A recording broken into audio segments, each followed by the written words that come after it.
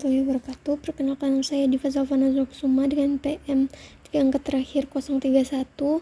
Saya akan mempresentasikan materi mengenai kewajiban hukum di mata kuliah Auditing 1 yang diampu oleh Ibu Niken Kusumawardani. Langsung saja kita masuk ke materinya. Lingkungan hukum ini adalah kewajiban hukum dapat terjadi ketika seorang auditor memberikan jasa profesional dalam bentuk apapun. Sepanjang perspektif sejarah, dapat dicatat bahwa profesi akuntan memiliki persentase yang sangat rendah dalam hal perbandingan antara dugaan kesalahan audit dengan jumlah audit yang dilaksanakan. Namun demikian, kegagalan audit berdampak sangat buruk bagi setiap kantor akuntan apabila terjadinya kegagalan pengauditan. Kewajiban menurut common law. Menurut common law ini, kewajiban hukum para CPA berkaitan luas dengan dua pihak, yaitu para pihak klien dan pihak ketiga. Kewajiban kepada klien ini, seorang CPA berada dalam hubungan kontraktual langsung dengan klien dengan menyetujui untuk melaksanakan jasa bagi klien. CPA berperan sebagai kontraktor independen. Kedua, kewajiban kepada pihak ketiga. Ada dua kelompok pihak ketiga, yaitu pemegang hak utama dan pemegang hak lainnya. Pemegang hak utama atau primary beneficiary ialah seseorang yang namanya telah diketahui oleh auditor sebelum audit dilaksanakan sebagai penerima utama laporan auditor. Kewajiban menurut Undang-Undang Sekuritas ini tergolong sebagai atau hukum negara statutory law yang ditetapkan oleh lembaga legislatif pada tingkat negara bagian atau tingkat federal.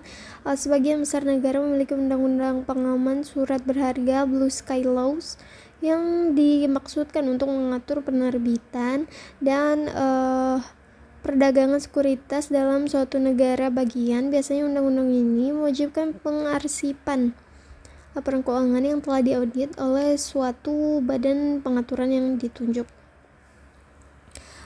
Daftar paragraf berikut ini akan disajikan pemahaman yang lebih mendalam tentang kewajiban hukum auditor menurut Undang-Undang Sekuritas Federal. Yang pertama ada Sekuritas Act. Undang-undang ini dirancang untuk mengatur penawaran sekuritas kepada publik melalui pos atau melalui in-state commerce. Gugatan melawan auditor menurut undang-undang ini biasanya didasarkan pada pasal 11 tentang kewajiban perdataan atas akun pada laporan pendaftaran yang tidak benar. Kedua ada Securities Exchange Act tahun 1934. Undang-undang ini disahkan oleh Kongres AS untuk mengatur perdagangan sekuritas di masyarakat. 3. Perbedaan antara Undang-Undang tahun 1933 dan tahun 1934 ini adalah Undang-Undang Sekuritas yang dapat diterapkan pada situasi yang berbeda. Undang-Undang tahun 1933 diterapkan pada penjualan pendanaan sekuritas yang dapat terdiri dari modal saham dan obligasi kepada publik oleh korporasi penerbit, di mana Undang-Undang tahun 1934 diterapkan pada penjualan perdana dan perdagangan sekuritas di Bursa Sekuritas Nasional.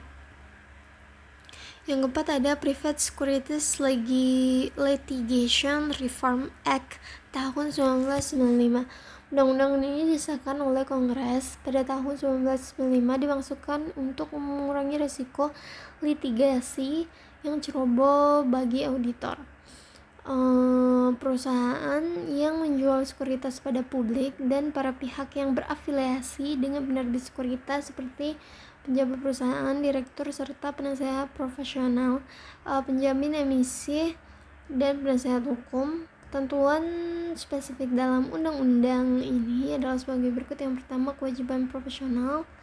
Yang kedua, menutup kerugian aktual. Yang ketiga, tanggung jawab untuk melaporkan tindakan melanggar hukum. Sekian presentasi dari saya akhiri. Wassalamualaikum warahmatullahi wabarakatuh.